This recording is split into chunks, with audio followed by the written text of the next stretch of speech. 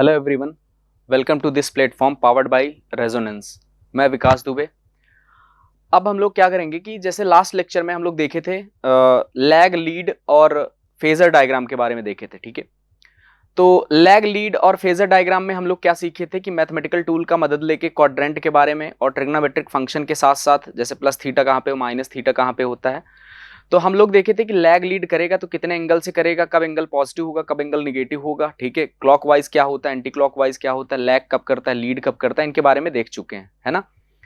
Phasor draw करना हम आगे सीखेंगे जैसे ही हम R C circuit, R L circuit, R circuit और केवल एल, केवल आर और केवल सी सर्किट देखेंगे, तब भी बात करेंगे, है ना। तो जब हम एसी सर्किट्स पढ़ेंगे तो उस टाइम पे हमें तो क्लियरली फेजर बनाना सीखना है। ठीक है, लेकिन आज हम जो लास्ट लेक्चर में हुआ था उस पे कुछ न्यूमेरिकल्स करेंगे। ठीक है, और उसके बाद साथ साथ एवरेज और आरएमएस के बारे में थोड़ा सा देखेंगे और उस पे न्यूमेरिकल्स करेंगे। तो आज यही अपना टारगेट है। तो चलो सबसे पहले एक क्वेश्चन से स्टार्ट करते हैं। ठीक है, जैसे फेजर वोजर जब हम लोग पढ़े थे तो उसमें हम लोग देखे थे कि मान लो फेजर हमें कंपेयर करना है, तो फेजर कंपेयर करने के लिए क्या रूल्स होने चाहिए। ठीक है, या फिर लैग लीड बताने के लिए क्या रूल्स होने चाहिए। तो पहला रूल फिर से रिवाइज कर लेते हैं। ठीक है, तो पहला रूल इसमें क्या था कि format must be same. Format का मतलब कि जो एक्सप्रेशन लिखा हो साइन ओमेगा टी के फॉर्म में या फिर कॉस ओमेगा टी के फॉर्म में, तो दूसरा वाला भी किस, जिससे कंपेयर करना है वो भी किस फॉर्म में रहा हो, वो भी साइन ओमेगा टी या फिर कॉस ओमेगा टी के ही फॉर्मेट में रहा हो, मतलब फॉर्मेट मस्ट बी सेम। ठीक है, तो पहला कंडीशन क्या है, format of expression must be same. ठीक है, या तो साइन हो या फिर कोसाइन हो। दूसरा कंडीशन क्या था, दूसरा कंडीशन था sign of amplitude must be same. Sign of amplitude must be same. Sign of amplitude का मतलब कि जैसे अगर दो वेव हम लोग लिखेंगे, ठीक है, दो वेव फॉर्म लिखेंगे या फिर दो एक्सप्रेशन लिखेंगे, वोल्टेज या करंट किसी का भी, तो उनका जो शुरू में साइन लगा रहता है मैक्सिमम एम्पलीट्यूड के साथ, वो क्या हो, वो इक्वल हो। बात समझ में आया? मतलब अगर पहला वाला पॉजिटिव है तो दूसरा भी पॉजिटिव होना चाहिए। दूसरा वाला अगर मान लो निगेटिव है तो उसको हमें पॉजिटिव बना के फिर कंपेयर करना होगा। जैसे इस पे एग्जांपल हम लोग बताएंगे। ठीक है, बात करेंगे इस पे। ठीक है, जैसे चलो ले लेते हैं एग्जांपल। मान लेते हैं कि हमारे पास एक वेव फॉर्म दिया हुआ है, यहां पे दिया हुआ है एक wave form I1 is equals to 10 sine of omega t minus 10 degree, और दूसरा दिया हुआ है I2 is equals to -5 sine of omega t plus 50 degree. अब मान लो अगर ऐसा वेव फॉर्म बच्चा दिया हुआ है तो इस वेव फॉर्म में हमें क्या करना है, इस वेव फॉर्म में हमें इस एम्पलीट्यूड का जो साइन है उसको क्या करना है, इक्वल करना है। बात समझ में आया? ये जो निगेटिव साइन है इसको कुछ ना कुछ करके हमें पॉजिटिव बनाना होगा, या फिर यहाँ पे जो पॉजिटिव है उसकी जगह निगेटिव ला दो, तो दोनों का साइन सेम करना है। कुल मिला के हमारा गोल यही रहेगा। ठीक है, साथ साथ देख रहे हैं अगर पहला फॉर्मेट मस्ट बी सेम, तो यहाँ पे देख रहे हैं ये भी साइन है, ये भी साइनोसॉइडल है, तो ये भी साइनोसॉइडल है। मान लो ये कॉस होता तो ये भी कॉस होना चाहिए, या फिर ये कॉस होता तो इसको साइन में बदल के हम इसको साइन में करके पहले से फिर कंपेयर करते। बात समझ में आया? ठीक है, तीसरा कंडीशन क्या है बच्चा, तीसरा कंडीशन, इसमें तीसरा भी मस्ट कंडीशन ही है। तीसरा कंडीशन क्या होगा, तीसरा condition the frequency must be same. Frequency must be same का मतलब क्या हुआ बच्चा, कि जैसे अगर इसमें फ्रीक्वेंसी ओमेगा तो इसमें भी फ्रीक्वेंसी क्या होना चाहिए, ओमेगा ही होना चाहिए। मान लो 2 ओमेगा है तो फिर हम कंपैरिजन नहीं कर सकते। क्यों? क्योंकि पहला वाला 1 सेकंड में 50 साइकिल, मान लो अगर 50 हर्ट्ज फ्रीक्वेंसी है तो 50 साइकिल कंप्लीट करता है, तो दूसरे वाले का अगर फ्रीक्वेंसी 100 हर्ट्ज हो जाएगा, ऐसा मान लो अगर, तो क्या कंपैरिजन कर पाओगे? नहीं। क्यों? क्योंकि पहला वाला 1 सेकंड में 50 साइकिल कंप्लीट करेगा तो दूसरा वाला 1 सेकंड में कितना कंप्लीट करेगा, 100 साइकिल कंप्लीट करेगा, इसलिए हम कंपैरिजन नहीं कर सकते। बात समझ में आया? ठीक है, तो चलो इस पे एक हम एग्जांपल लेंगे और उस एग्जांपल को हम लोग सॉल्व करेंगे। जैसे चलो चलते हैं नेक्स्ट पेज पे। ठीक है, नेक्स्ट पेज पे देखेंगे, मान लेते हैं हमारे पास एक क्वेश्चन है और इस क्वेश्चन में हमें क्या करना है, क्वेश्चन यहाँ पे आपके सामने लिख रहा है। ठीक है, इसमें दिया हुआ है कि एक करंट का वेव फॉर्म I1 है और दूसरे करंट का वेव फॉर्म I2 है, और इनका एक्सप्रेशन जो लिखा है वो एक्सप्रेशन कुछ इस तरीके से लिखा हुआ है 40 sine of omega t minus 10 degree, और दूसरे का लिखा हुआ है 50 sine of omega t plus 60 degree. अब इसमें अगर हमसे पूछा गया कि चलो बताओ what is the phase difference between V1 and V2 and find the nature between V2 and V1। इसका मतलब, चलो क्वेश्चन पहले लिख लो, find phase difference and nature of voltage waveform या current waveform, nature of current waveform I2 with respect to I1, I2 with respect to I1। तो इसमें हमें क्या पता करना है, find nature of voltage waveform, sorry current यहां पे है तो current waveform of current waveform I2 with respect to waveform I1। ठीक है, तो I2 के रेस्पेक्ट में I1 को बताना है। अब अगर बच्चा इसका सॉल्यूशन देखें तो देखो इसका सॉल्यूशन क्या होगा, इसका सॉल्यूशन हम लोग यहां पे देखने वाले हैं। बच्चा देखो, फेजर बताने के लिए, सबसे पहले फेजर बनाने के लिए या फिर लैग लीड ये सब बताने के लिए क्या करना होगा हमें, तो वो तीनों कंडीशन फॉलो करना होगा। पहला कंडीशन क्या था, पहला कंडीशन था फॉर्मेट मस्ट बी सेम। तो क्या बच्चा हमें दिख रहा है, ये भी साइन तो ये भी साइन, इसका मतलब हम कंपैरिजन कर सकते हैं। पहला सेटिस्फाई हो रहा है। दूसरा कंडीशन क्या था, दूसरा कंडीशन था कि जो एम्पलीट्यूड का साइन है वो क्या होना चाहिए, वो सेम होना चाहिए। तो यहां पे देख रहे हैं ये भी पॉजिटिव है, तो बच्चा ये भी क्या है, पॉजिटिव है, तो इसका मतलब ये भी कंपैरिजन कर सकते हैं। अब बोलोगे सर यहां पे मैग्नीट्यूड भी सेम होना चाहिए, नहीं, ऐसा कोई कंडीशन नहीं बताया था कि मैग्नीट्यूड सेम होना चाहिए। मैग्नीट्यूड नहीं सेम, मैग्नीट्यूड नहीं देखना है कि ज्यादा है कि कम है, मैग्नीट्यूड का साइन देखना है केवल। बात समझ में आया, ठीक है। तीसरा कंडीशन मस्ट क्या था कि फ्रीक्वेंसी मस्ट भी सेम। तो बच्चा यहां पे देख रहे हैं ओमेगा फ्रीक्वेंसी इसका भी है तो ओमेगा फ्रीक्वेंसी इसका भी है। इसका मतलब क्या हुआ, इसका मतलब ये हुआ कि तीनों कंडीशन सेटिस्फाई कर रहे हैं, तो हम क्या कर सकते हैं, कंपेरिजन कर सकते हैं। बात समझ में आया, ठीक है। अब अगर ऐसा है तो चलो इसका फेजर बनाते हैं। तो इसमें दो मेथड हम आपको बताएंगे, इसमें हम आपको दो मेथड बताने वाले हैं कि कैसे कैसे हम इसको सॉल्व कर सकते हैं। तो मेथड 1 अगर यहां पे देखें तो बच्चा मेथड 1 क्या होगा, मेथड 1 होगा कि बाई फेजर डायग्राम। अगर फेजर बना के हम कंपैरिजन करें तो फेजर बना के हमें कैसे पता चलने वाला है, फेजर बनाने के लिए क्या क्या कंडीशन बताए थे। सबसे पहले कंडीशन तुमको हम बताए थे, सबसे पहले रेफरेंस लाइन, कहां पे बच्चा, 0 डिग्री पे सबसे पहले रेफरेंस लाइन बना दो।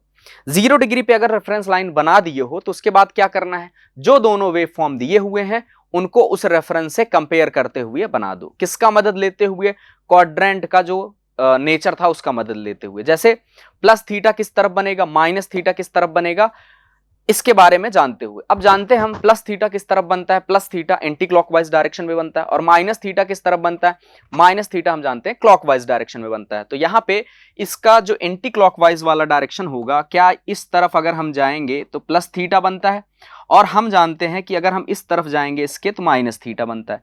इसका मतलब अब प्लस थीटा और माइनस थीटा हमें देख लेना है। बच्चा यहां पे देखो प्लस थीटा कहां पे बनेगा, तो बच्चा देखो प्लस थीटा तो इसमें क्या है, -10 डिग्री। अगर इसमें -10 डिग्री है तो इसका मतलब माइनस थीटा की तरफ बनेगा।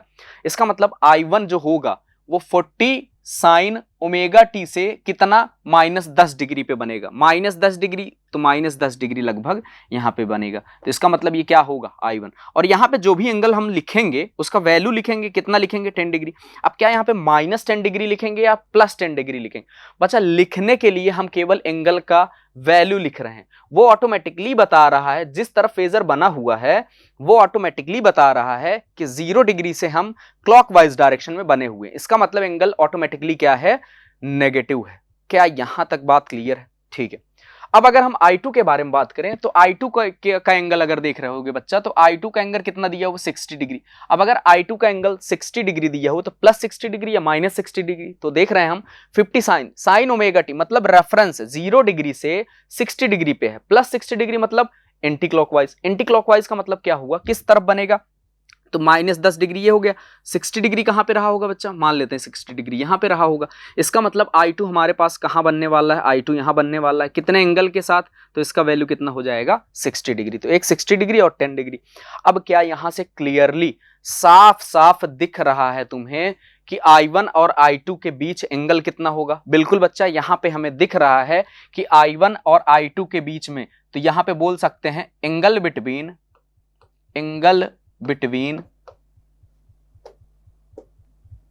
I1 and I2 is 70 degree, plus 70 degree या माइनस 70 डिग्री।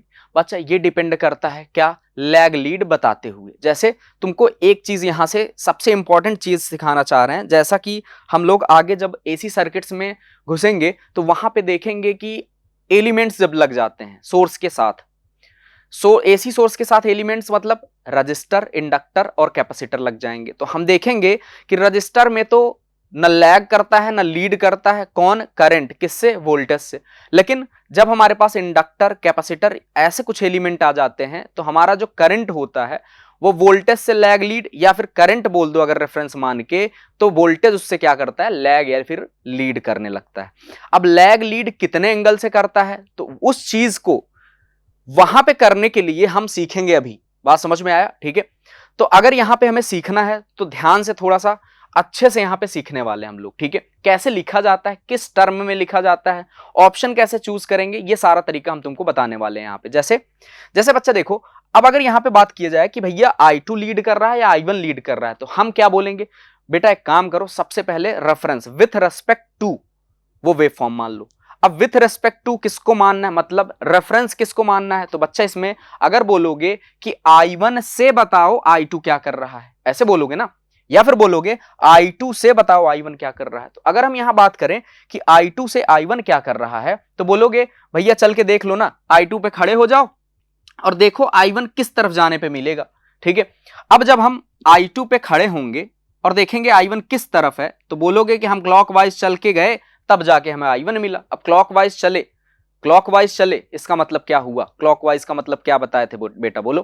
क्लॉकवाइज का मतलब तुमको हम बताए थे कि हमेशा क्या करेगा, लैग करेगा, इसका मतलब पीछे चल रहा होगा, क्योंकि फेजर का मतलब ही क्या बताया था तुमको स्टार्टिंग में, एंटी क्लॉकवाइज रोटेशन। और एंटी क्लॉकवाइज रोटेशन है, इसका मतलब क्या है, लीड, इसका मतलब एंगल क्या है, पॉजिटिव। बात समझ में आया? ठीक है, तो चलो यहां पे हमें क्या पता चला, यहां पे हमें यह पता चला कि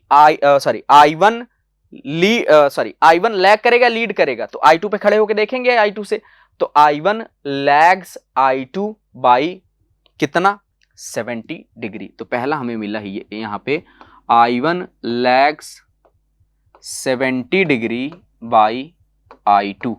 I1 I2 से 70 डिग्री क्या करता है, लैग करता है। और क्या लिख सकते हैं बच्चा, और यहां पे एक चीज और लिख सकते हैं, क्या लिख सकते हैं, अगर यहां पे हम ध्यान से देखें तो यहां पे हम एक चीज और लिख सकते हैं कि अच्छा बताओ I2 I1 से क्या कर रहा है।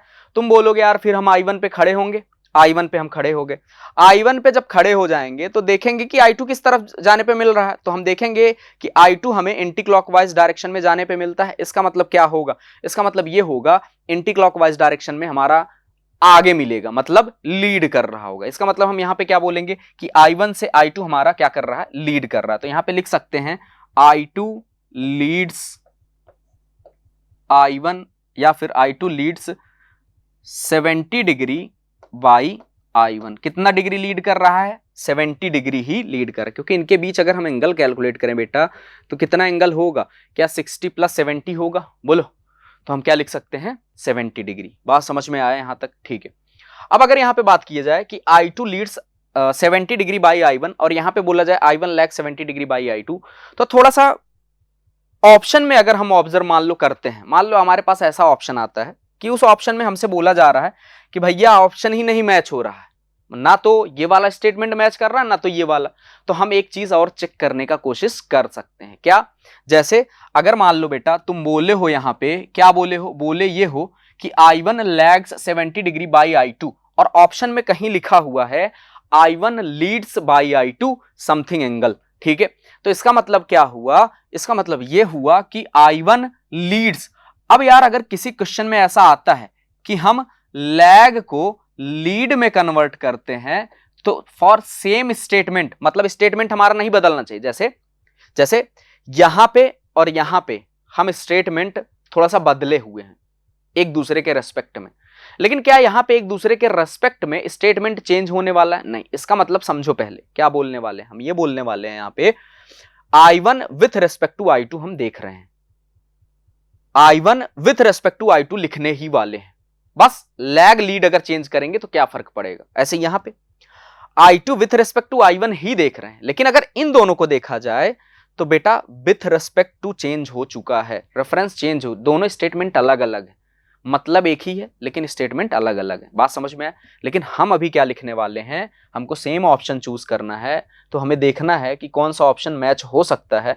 उसके लिए अगर हम ध्यान दें यहाँ पे I1 lags 70 degree by I2, इसका मतलब ये हुआ लैग को किस में कन्वर्ट करेंगे हम, लीड में, तो क्या होगा, तो ये जो एंगल लिखा रहता है ये 360 डिग्री माइनस थीटा हो जाता है। अब थीटा क्या होगा यहाँ पे, इसका मतलब अगर कहीं पे एक चीज याद रख लो, क्या याद रख लो, कि अगर कहीं पे भी दिया रहे कि भैया लैग को लीड में, चलो इसको दूसरे पेज पे बताते हैं, वापस आएंगे इस पे, कहीं पे भी अगर दिया रहे कि भैया लैग को हमें लीड में कन्वर्ट करना है और लैग के दौरान अगर एंगल थीटा था तो लीड के दौरान एंगल की जगह क्या लिख देना है, 360 डिग्री माइनस थीटा। बात समझ में आया? कोई वेव फॉर्म अगर लैग कर रहा है किसी रेफरेंस से तो उसी रेफरेंस से वो लीड भी कर रहा होगा, कितने पे, अब बात करते हैं इसको थोड़ा समझते हैं। समझने का मतलब क्या हुआ बच्चा, समझने का मतलब ये हुआ बेटा, तुम लोगों को हम पहले ही बता चुके हैं, क्या बता चुके हैं कि भैया इस तरफ जाने पे एंटी क्लॉकवाइज तो लीड बात करते हैं, इस तरफ जाने पे क्लॉकवाइज तो लैग बात करते हैं, ऐसा तो बात करते ही हैं। अब मान लो यहां पे हमारे पास ये क्या है, ये हमारे पास V1 है और ये हमारे पास, या चलो I1, शुरू से ही हम बातें कर रहे हैं I1 के बारे में, तो चलो मान लेते हैं यहां पे हमारे पास क्या है, यहां पे हमारे पास I1 है और यहां पे हमारे पास I2 है। अब तुम ये बोल सकते हो कि भैया अगर I1 रेफरेंस मान लेते हो, I1 रेफरेंस मान लेते हो तो I1 से I2 तुम्हारा क्या कर रहा है, हम बोलेंगे भैया एंटी क्लॉकवाइज चल रहे हैं तो 90 डिग्री लीड कर रहा होगा I2। तुम बोलोगे ना ना ना ना, इधर से मत चलो, अपने मन से नहीं चलना है तुमको, तुम एक काम करो, तुम इधर से घूम के आओ, देखो अब बताओ I2 क्या कर रहा है। तुम बोलोगे तो हम घूमना चाह रहे थे एंटी क्लॉकवाइज तो हमें लीड मिला था, अब तुम हमें कैसा घुमा रहे हो, तुम हमें घुमा रहे हो क्लॉकवाइज, क्लॉकवाइज घुमा रहे हो तो इधर से इधर आने पे फिर I2 मिल रहा है। अब क्या बोलेंगे हम, चलो लिखते हैं यहां पे लिखते हैं कि अगर ये 90 डिग्री है, ये कितना है बच्चा, 90 डिग्री है, तो हम यहां पे क्या लिख सकते हैं, हम लिख सकते हैं I2 लीड्स, इसको हम इस तरफ लिखेंगे, यहां पे लिखेंगे I2 Leeds I1 by 90 degree. I2 question में वापस से जा रहे हैं, अभी रुको लेकिन थोड़ा सा सीख लो पहले। I2 Leeds I1 by 90 degree, ठीक है, इधर से जब चले थे, कब, जब हम यहां पे एंटी क्लॉकवाइज रोटेट हुए थे, ठीक है। लेकिन क्वेश्चन वाला बोल रहा है नहीं भैया तुमको क्लॉकवाइज रोटेट होना है, अगर क्लॉकवाइज रोटेट होगे तब इधर से आओगे। क्लॉकवाइज रोटेट होने पे क्या हो रहा है भैया, क्लॉकवाइज रोटेट होने पे क्लॉकवाइज का मतलब ही होता है लैग, तो I2 लैग्स लिखेंगे, अब कितना, I2 लैग्स I1 बाई, अब यही रूल तुमको बताने के लिए हम ये क्वेश्चन लिए हुए, कितना, 360 डिग्री माइनस थीटा, मतलब 90 डिग्री, मतलब कितने से लैग करेगा, 270 डिग्री से ये लैग कर रहा होगा। और क्या यहां पे दिख भी रहा है कि इधर से हम होके चलेंगे तो 270 डिग्री घूमेंगे तब जाके I2 मिलेगा, क्लॉकवाइज डायरेक्शन है इसलिए लैग कर रहा होगा, कितने से, 270 डिग्री। क्या यहां तक बात क्लियर है, बोलो क्या यहां तक बात क्लियर है? और एक चीज सीखेंगे, अब बच्चा देखो यहां पे 270 डिग्री लिखा हुआ है, तुम बोलोगे यार 270 डिग्री कुछ देखा देखा सा लग रहा है, 270 डिग्री को हम और क्या लिख सकते हैं, क्या हम -90 डिग्री भी लिख सकते हैं? बस बिल्कुल बच्चा तुम पकड़ चुके हो, यहां पे क्या पकड़ चुके हो कि अगर हम मान लो इस स्टेटमेंट को इस तरीके से सॉल्व करें, कैसे, हम इसको अगर हम लिखें, रेड पेन से हम लिखने वाले हैं क्या, I2 Leeds I2 lags, sorry lags चले हैं, I2 लैग्स, यहां पे lags, I2 lags I1 by 270 degree, I2 lags I1 by 270 degree. बताओ 270 डिग्री को और क्या लिख सकते हो, 270 डिग्री को हम क्या लिख सकते हैं बच्चा, बोलो 270 डिग्री को हम क्या -90 डिग्री भी लिख सकते हैं, बोलो 270 डिग्री को क्या हम -90 डिग्री भी लिख सकते हैं।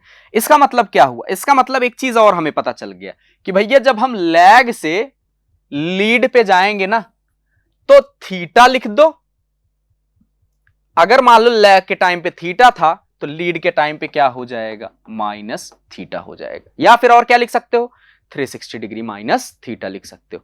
तो माइनस थीटा और 360 डिग्री माइनस थीटा दोनों क्या हैं, इक्वल ही होंगे। क्या यहां तक बात क्लियर है? ये बहुत अच्छा कॉन्सेप्ट है, बात समझ में आया। लैग लीड में कभी भी कंफ्यूजन हो, इस चीज को देख लो, वो कंफ्यूजन दूर हो जाएगा, कौन सा लैग कर रहा है कौन सा लीड कर रहा है। बात समझ में आया। और साल भर में किसी ना किसी एग्जाम में तो जरूर ये एक क्वेश्चन तो आ ही जाता है कि भैया ये लैग कर रहा है या लीड कर रहा है।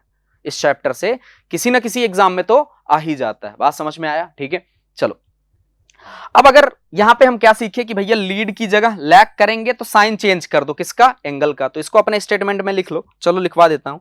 लिखो, अगर हम लैग से लीड या फिर लीड से लैग चेंज करते हैं with respect to same wave form, then angle then the sign of angle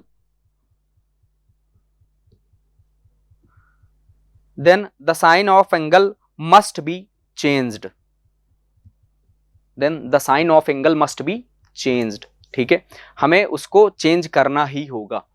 क्या यहां तक बात क्लियर है? चलो वापस से क्वेश्चन में आते हैं। वापस से अगर क्वेश्चन में आएंगे तो अब तुम्हारे समझ में आ जाएगा, अब तुम पटापट कर लोगे। कैसे कर लोगे, देखो I1 lags 70 degree by I2 है, ठीक है। तो हम यहाँ पे लैग की जगह का लीड लिखेंगे, लैग की जगह लीड लिखेंगे तो एंगल कितना हो जाएगा, 360 डिग्री माइनस थीटा। या फिर बच्चा दूसरा तरीका तुमको क्या बताए, इसकी जगह और क्या लिख सकते हो बताओ, 360 डिग्री माइनस थीटा का मतलब कितना हो गया, इसका मतलब हो गया माइनस 70 डिग्री।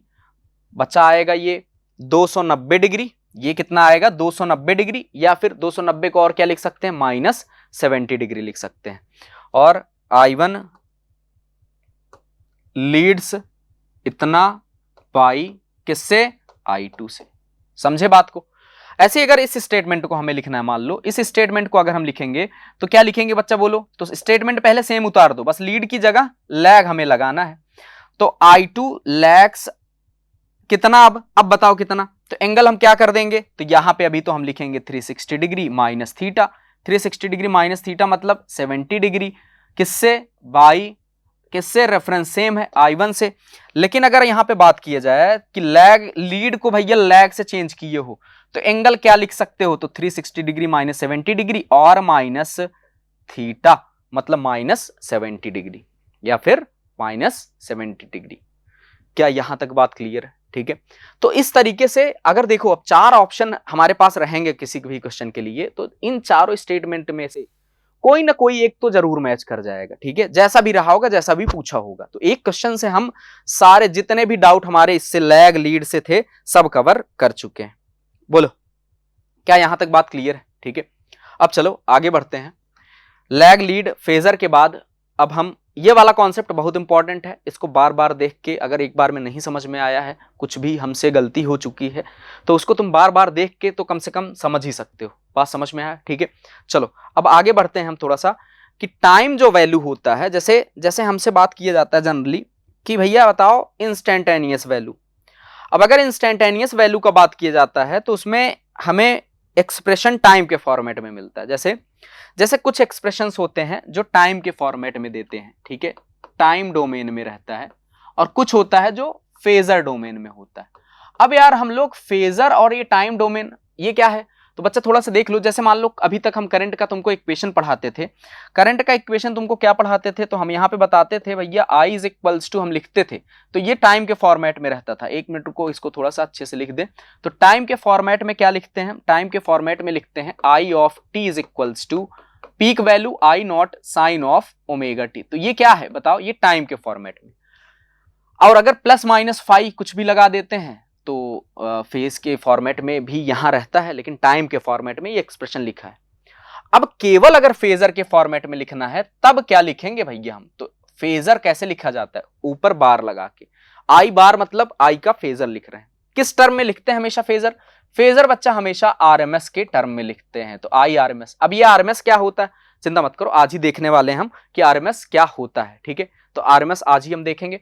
तो I bar is equals to I RMS angle. अब अगर इसी सेम क्वांटिटी को हम फेजर में लिख रहे हैं तो यहां पे यहां पे क्या आई नॉट लिखते हैं, मैक्सिमम एम्पलीट्यूड लिखते हैं, मैक्सिमम वैल्यू लिखते हैं? नहीं, बिल्कुल नहीं। किसका? आरएमएस का वैल्यू लिखते हैं। आरएमएस आएगा कहां से? मैक्सिमम एम्पलीट्यूड से आएगा। कैसे आएगा, कौन सा फॉर्मूला लगेगा, उसके बारे में हम तुमको बताएंगे जब आरएमएस हम लोग रूट मीन स्क्वायर पढ़ेंगे तब बताएंगे। फिर यहां पे क्या लिखते हैं? यहां पे एंगल लिखते हैं। एंगल कितना? डायरेक्टली जो फेज डिफरेंस है उसको उतार दो, फाई लिखते हैं। ये होता है फेजर फॉर्मेट। अब बताओ ये आसान है लिखना या फिर ये आसान है? ये आसान है समझना या फिर ये आसान है? तो हमेशा जब भी एनालिसिस किया गया तो देखा गया कि ये जो है एनालिसिस करना, इसके बारे में पता करना, इसको पढ़ना, ठीक है, इसको आगे यूज करना काफी आसान है ना। क्यों? क्योंकि ये जनरली क्या होता है बच्चा, ये जनरली कॉम्प्लेक्स फॉर्मेट में होता है। ये क्या होता है?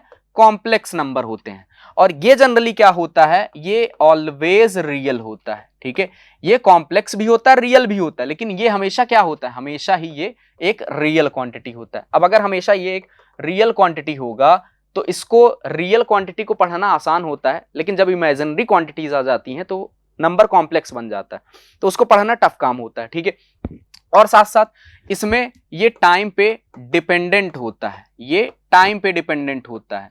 लेकिन अगर टाइम को हटा दें हम तो फेजर क्वांटिटीज जो होती हैं वो मिल जाती हैं, जो कि क्या होता है? टाइम इंडिपेंडेंट होता है। बात समझ में आया? टाइम इंडिपेंडेंट होता है। इसलिए हम कौन सा फॉर्मेट आगे चल के यूज करने वाले हैं, आगे चल के हम फेजर फॉर्मेट के बारे में ज्यादा बात करेंगे, है ना।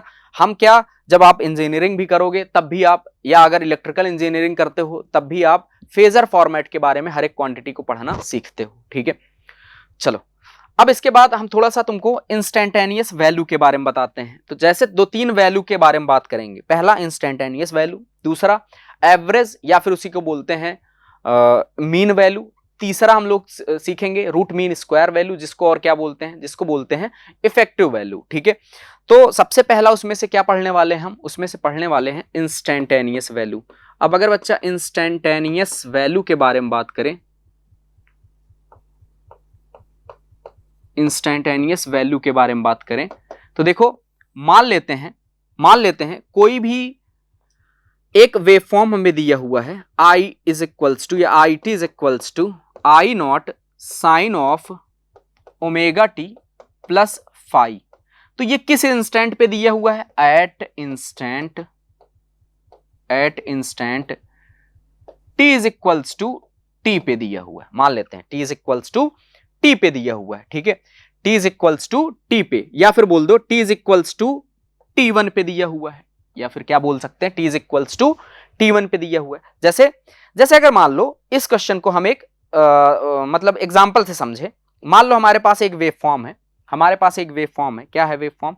तो चलो इसके लिए एक क्वेश्चन करते हैं। ठीक है, क्वेश्चन में दिया हुआ है if I is equals to, या I of t is equals to, if I of t is equals to, बात तो सेम ही हुआ बच्चा। ठीक है, आई इक्वल्स टू लिखो या I of t is equals to लिखो, ठीक है, दोनों जगह बात सेम होता है। किसी बुक में आई लिखा रहता है केवल, किसी बुक में दिखाया रहता है कि आई जो करंट है वो टाइम का फंक्शन है। ठीक है, I of t is equals to मान लेते हैं 5 cos of 100 pi t plus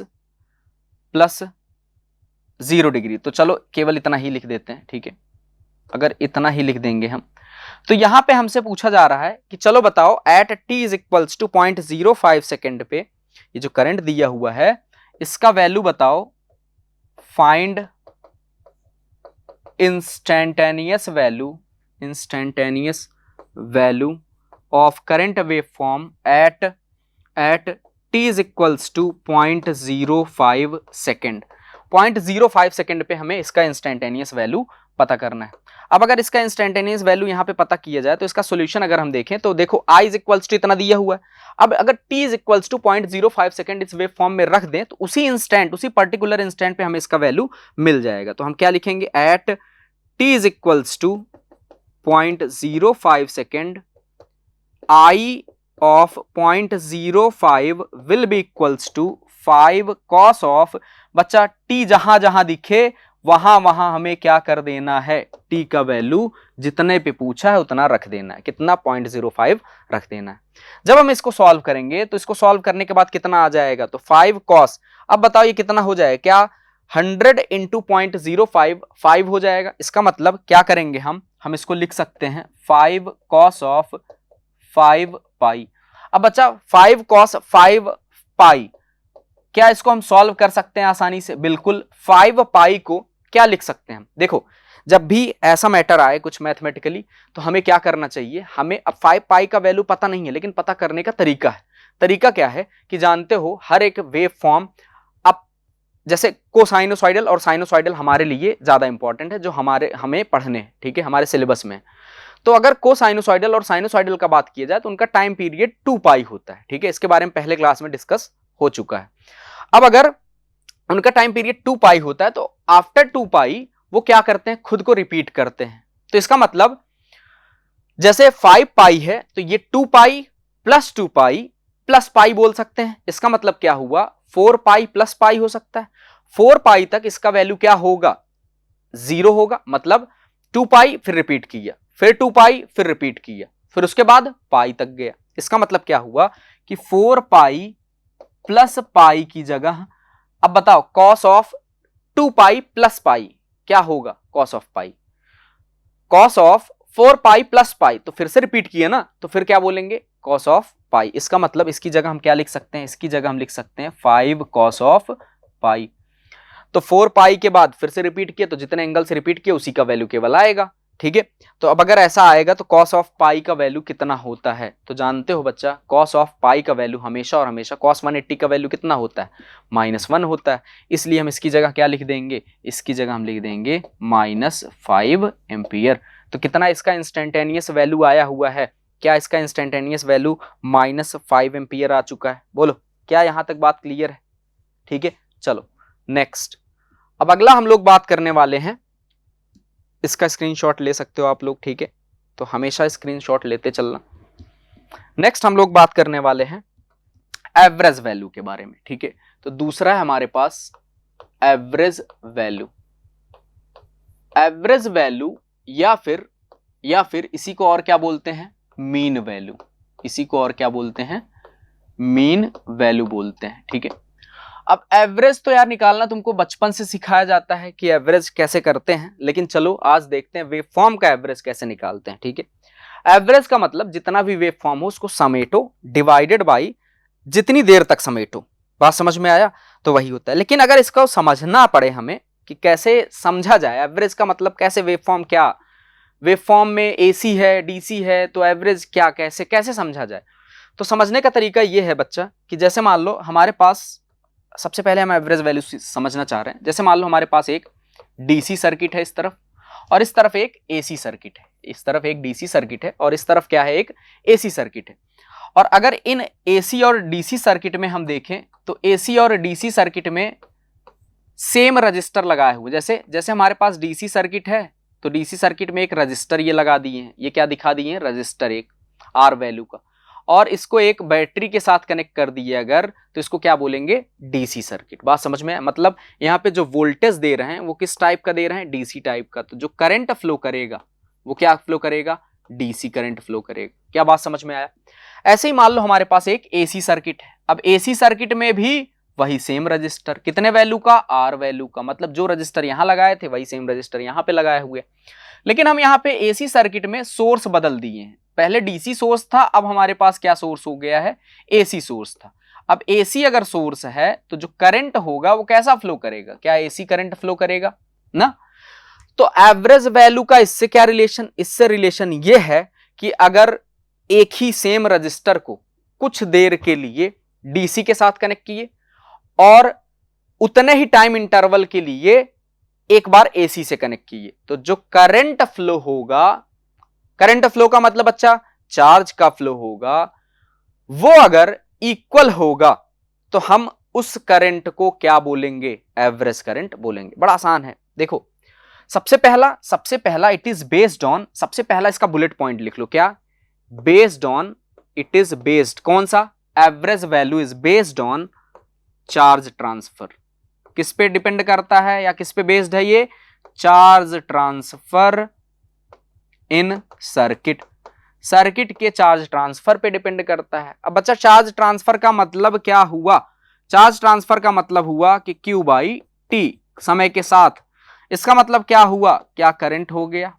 बोलो।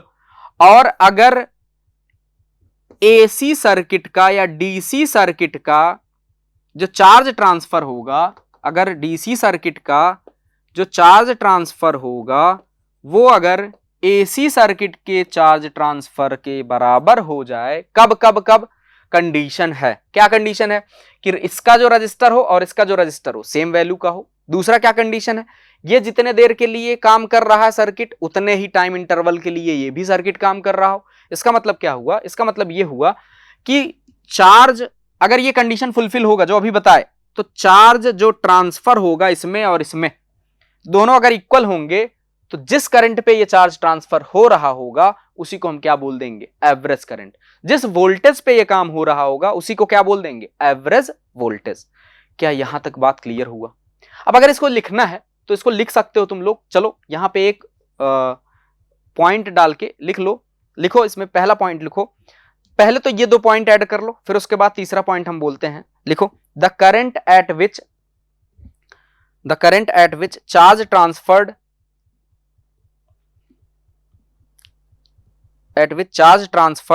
in AC circuit is equal to the charge transferred in DC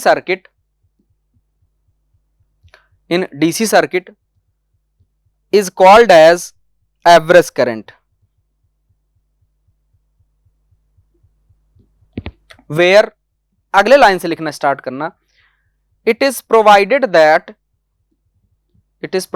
that AC and DC both circuit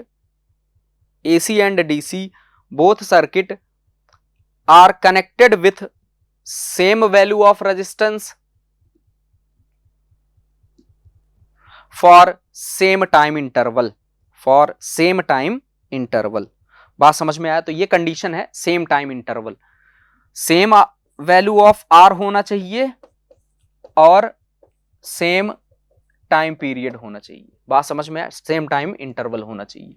तो क्या यहां तक बात क्लियर है? अब अगर यहां तक बात क्लियर है तो हम लोग थोड़ा सा डिस्कस करेंगे किसके बारे में, हम लोग डिस्कस करने वाले हैं अब एवरेज के फॉर्मूले के बारे में। अब अगर बच्चा एवरेज के फॉर्मूले के बारे में डिस्कस किया जाए तो देखो क्या होगा।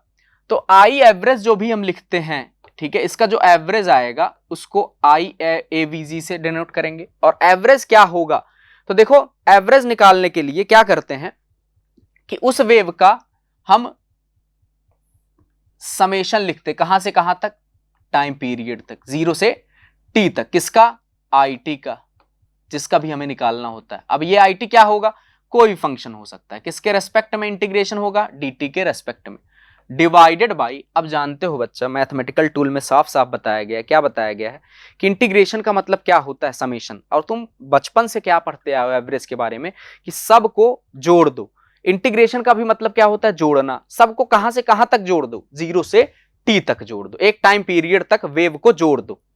तो जोड़ दिए ऊपर, नीचे पूरा टाइम पीरियड कि कितना जोड़े हैं। जैसे 1 से लेके 10 तक का अगर एवरेज निकाला जाए तो उसका समेशन डिवाइडेड बाई जितना नंबर का समेशन, कितने नंबर का, 10 नंबर का समेशन। बात समझ में आया? तो नीचे क्या लिखेंगे, नीचे लिख देंगे टोटल टाइम पीरियड। तो ये होता है एवरेज निकालने का तरीका।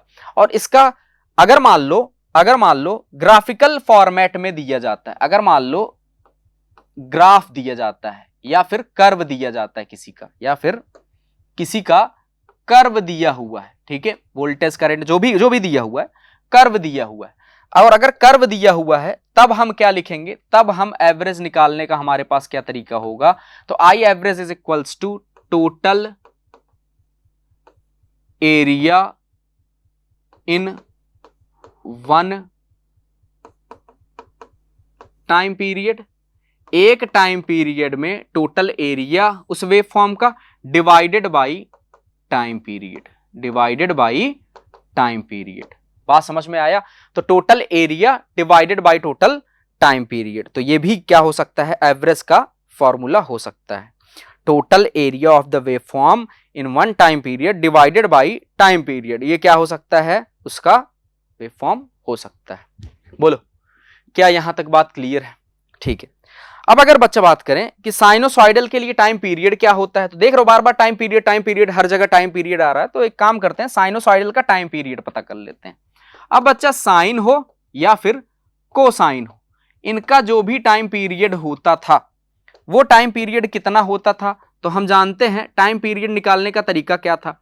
तो हम जानते थे बच्चा क्या, omega is equals to 2 pi by t होता था, और यहां से टी अगर निकाला जाए तो टी इज इक्वल्स टू कितना हो जाएगा, क्या 2 पाई बाई ओमेगा हो जाएगा।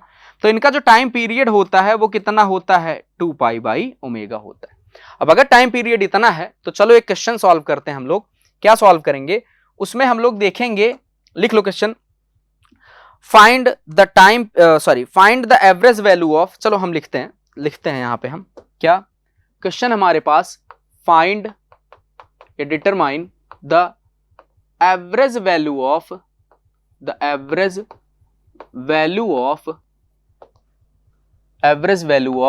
आई t is equals to I naught sine of omega t ampere. इसका हमें एवरेज वैल्यू निकालना है। कहां से कहां तक के लिए, ओवर, तो इसमें पहला हम लोग डिसाइड करेंगे over half cycle of the wave form, और दूसरा क्या, over full cycle of the wave form.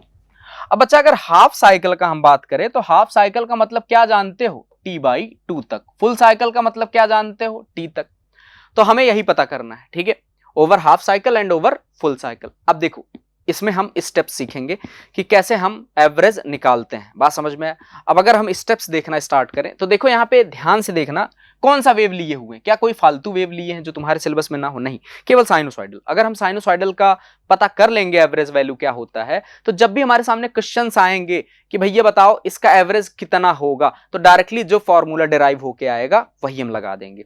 और अगर नीट वाले ये सोचते हैं कि इसका जो डेरिवेशन होने वाला है, अब ये क्वेश्चन तो कंसीडर किए हैं, इसका रिजल्ट तुमको याद रखना है, जो डेरिवेशन होगा, अगर वो मान लो इतना मैथ नहीं पढ़े हो या नहीं समझ में आता है तो कोई दिक्कत नहीं है, लेकिन इसका जो रिजल्ट होगा वो काफी इंपॉर्टेंट रहने वाला है एडवांस वालों के लिए, उनके लिए तो इसका डेरिवेशन भी काफी इंपॉर्टेंट है, ठीक है। तो अगर बच्चा यहाँ पे बात की जाए कि चलो इसका सोल्यूशन देखते हैं, तो चलो सोल्यूशन देखते हैं हम। सबसे पहला सोल्यूशन हम देखेंगे फॉर ओवर हाफ साइकिल। अब अगर हाफ साइकिल का बात करें तो बच्चा देखो टाइम पीरियड कितना लिखेंगे, T/2 लिखेंगे। कहां से कहां तक, 0 से T/2 तक। बात समझ में आया। अब 0 से T/2 तक तो वेव फॉर्म पहले हम तुमको बना के दिखा देते हैं। जैसे मान लो ये हमारे पास क्या है, एक साइनोसॉइडल, मतलब IT हमें बनाना है टाइम के रेस्पेक्ट में। तो अगर हम बनाएंगे इस वेव फॉर्म को तो ये साइनोसॉइडल वेव फॉर्म ऐसे बनेगा, जहां पे ये इसका टाइम पीरियड अगर डिसाइड करना हो तो ये 0, ये T और ये क्या होगा, T/2 होगा। और अगर इसका मैक्सिमम वैल्यू हम लोग देखना चाहें बेटा, तो मैक्सिमम वैल्यू इसका कितना हो जाएगा, तो इसका जो मैक्सिमम वैल्यू है वो होगा I0, और इस तरफ मैक्सिमम वैल्यू कितना हो जाएगा, इस तरफ मैक्सिमम वैल्यू -I0। अब हमें कहां तक पता करना है, तो इसका जो एवरेज वैल्यू हमें पता करना है वो 0 से T/2 तक, मतलब इस पॉइंट तक पता करना है। अब केवल अगर उस पॉइंट तक पता करना है तो क्या लिखेंगे यहाँ पे हम लिखेंगे I average over half time period will be equals to, क्या होगा, तो एवरेज का वैल्यू कैसे निकाला जाता है, तो फॉर्मूला देखेंगे। फॉर्मूला कहां से कहां तक, तो बच्चा जहां से जहां तक हमें पूछा हो, कहां से कहां तक पूछा है, 0 से T/2 तक, ठीक है। नीचे क्या लिखेंगे, जहां तक हो T/2 तक ही है तो T/2 तक ही लिखेंगे। लेकिन एक चीज ध्यान रखो, कौन सा फॉर्मूला पहले प्रेफर करेंगे, दिमाग में कौन सा फॉर्मूला पहले लाएंगे, तो सबसे पहले मेरे हिसाब से जब तुम न्यूमेरिकल का क्वेश्चन करोगे तो उस टाइम पे ये फॉर्मूला जो है वो काफी इंपॉर्टेंट है। क्यों, क्योंकि जहां पे भी कर्व बनेगा, ग्राफ बनेगा, वहां पे देखोगे कि एरिया निकालना काफी आसान होता है, ठीक है। लेकिन अगर मान लो साइनोसॉइडल का बात किया जाए तो साइनोसॉइडल का अगर हम बात करेंगे तो साइनोसॉइडल का जो एरिया है ये क्या निकालना आसान काम है, नहीं, ये निकालना आसान काम नहीं है। इसीलिए हम तुमको डिराइव करके यहाँ पे बताने वाले हैं कि इसका जो एरिया आएगा वो कितना होगा, ठीक है। तो चलो बात करते हैं आई एवरेज के बारे में। तो अब अगर आई एवरेज यहाँ पे देखा जाए तो आई एवरेज क्या होता है, 0 से T तक। अब ये क्या T तक होगा, नहीं, ये T/2 तक होगा, ठीक है, T/2। उसके बाद I of T dt divided by, नीचे भी क्या लिखेंगे, T/2 लिखेंगे। और जब हम इसको सॉल्व करना स्टार्ट करेंगे तो 0 से T/2 तक ही रहेगा। IT की जगह क्या लिखेंगे बच्चा, यहाँ पे I0 sine of omega t dt होगा, डिवाइडेड बाई t/2 था तो क्या ये 2/t हो जाएगा? बोलो, क्या ये 2/t हो जाएगा? अब अगर ऐसा हो गया है तो इसको सॉल्व करने पे हमें क्या मिलेगा? तो 2/t। अब बताओ आई नॉट क्या है? क्या आई नॉट यहाँ पे कांस्टेंट है? अब अगर आई नॉट कांस्टेंट है तो 2i0/t इंटू, उसके बाद फिर कहां से कहां तक इंटीग्रेशन करना है? 0 से t/2 तक। किसका? साइन ओमेगा टी का। बच्चा बताओ, साइन ओमेगा टी का जो इंटीग्रेशन होगा, अब अंदर क्या बचा हुआ है? अंदर बचा हुआ है भैया 0 से t/2 तक, क्या? Sine of omega t dt, sine of omega t dt। अब अगर ऐसा बचा हुआ है, इसको थोड़ा सा हम मॉडिफाई कर दिए हैं, ठीक है, अच्छे से लिख दिए हैं जिससे तुमको क्लियर दिखे। अब देखो यहाँ पे sine of omega t, sine of omega t का अगर हम इंटीग्रेशन करेंगे तो साइन का इंटीग्रेशन क्या होता है? जानते हैं, माइनस कॉस होता है। फिर अंदर ओमेगा टी का तो नीचे ओमेगा आ जाता था। ये सब इंटीग्रेशन हम पहले से पढ़ चुके हैं। तो क्या लिखेंगे यहाँ पे? यहाँ पे हम लिखेंगे आगे का, यहाँ पे लिखने वाले हैं, so I average will be equals to, बच्चा ये तो पूरा उतार ही देंगे, क्या? 2i0 divided by T. Sign का क्या होता है? माइनस कॉस, तो माइनस आएगा पहले, तो माइनस को बाहर ले लेते हैं, तो माइनस यहाँ पे ले लिए। और अंदर क्या बच्चा? अंदर बच्चा cos of omega t, sine omega t का कॉस ओमेगा टी, और नीचे डिवाइडेड बाई ओमेगा। कहां से कहां तक? 0 से t/2 तक। अब अगर लिमिट यहां प्लेस करें तो क्या हो जाएगा? -2i0 डिवाइडेड बाई, ओमेगा को बाहर ले लें, ओमेगा इंटू टी, अंदर कॉस ऑफ ओमेगा टी, तो ओमेगा इंटू टी, टी की जगह क्या पुट करेंगे हम? क्या? t/2। बोलो, फिर उसके बाद minus upper limit minus lower limit, minus lower limit क्या लिखेंगे? कॉस ऑफ ओमेगा इंटू 0, मतलब कॉस ऑफ 0। अब जब हम इसको सॉल्व करेंगे बच्चा तो क्या आ जाएगा? तो -2i0 divided by omega, T की जगह क्या लिखेंगे बेटा? बोलो, टी की जगह हम क्या लिखेंगे? क्या टी की जगह हम 2π/, क्योंकि साइनोसॉइडल या कोसाइनोसॉइडल, टाइम पीरियड कितना? 2π/, इंटू, अब अगर यहां पे बात की जाए तो cos of omega into by 2 अगर इस तरफ लिया जाए तो चलो बताओ, टी की जगह क्या लिखेंगे वापस से? 2π/, minus cos of 0, cos of 0 का वैल्यू कितना होता है? क्या? 1 होता है। और अगर यहां पे सॉल्व करके देखें तो ओमेगा से ओमेगा कैंसल, 2 से 2 कैंसल, यहां पे 2 से 2 कैंसल, ओमेगा से ओमेगा कैंसल, तो आगे वाले पेज पे क्या आ जाएगा? आ जाएगा, यहां पे देखो क्या आ जाएगा, I average is equals to -2i0 divided by pi into cos of pi minus cos of 0। बेटा अगर यहां पे देखें -2, चलो देख लेते एक बार सही लिखे हुए हैं कि नहीं। जैसे यहां पे देखो, फिर से देखो, 2 से 2 कैंसल, ओमेगा से ओमेगा कैंसल, तो -i0/पाई, और यहाँ पे 2 से 2 कैंसल, ओमेगा से ओमेगा, तो कॉस पाई, तो बिल्कुल सही है। यहाँ पे बस एक चेंजेस करना होगा, यहाँ पे -2 नहीं होगा, ठीक है, वहां पे 2 से 2 कैंसल हो चुका था, ठीक है, चलो कोई दिक्कत नहीं। आगे तो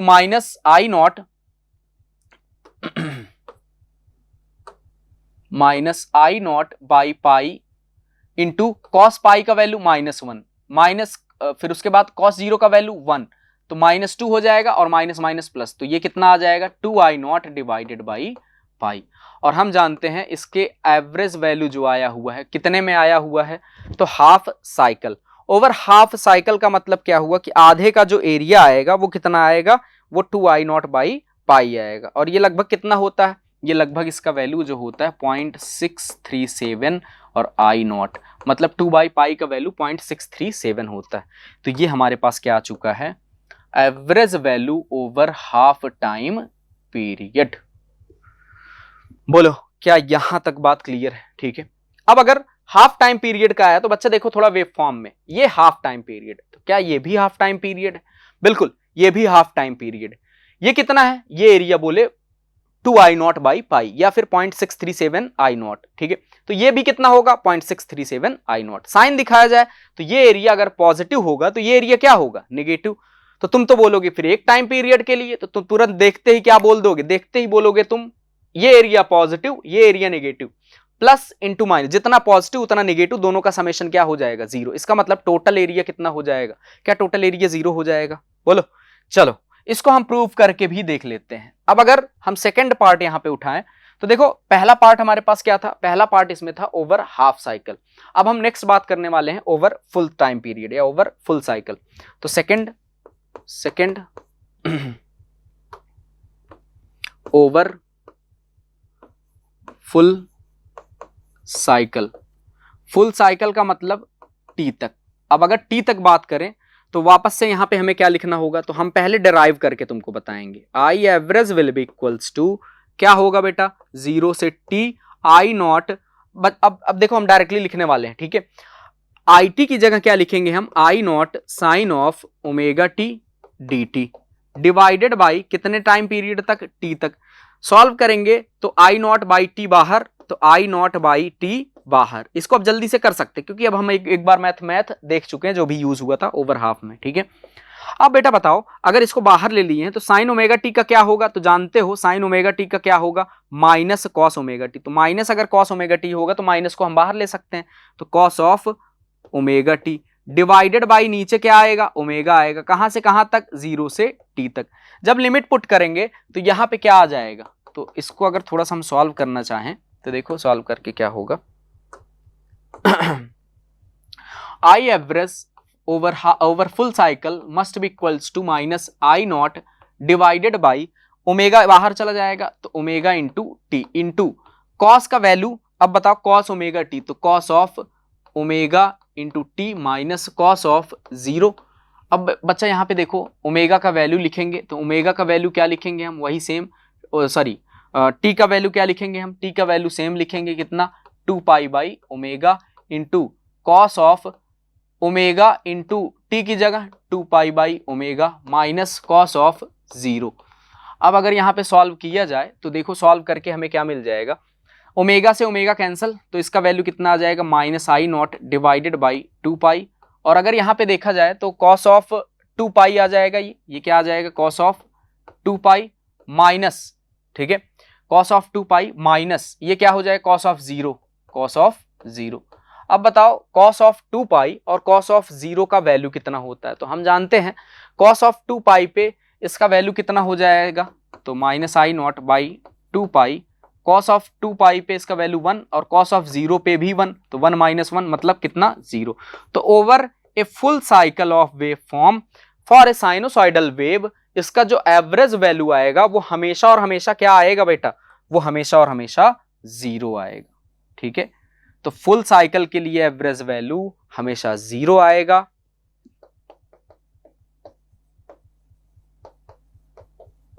और हाफ साइकिल के लिए हमेशा एवरेज वैल्यू, हाफ साइकिल कहां पे डिराइव किए थे, हाँ, हाफ साइकिल के लिए हमेशा एवरेज वैल्यू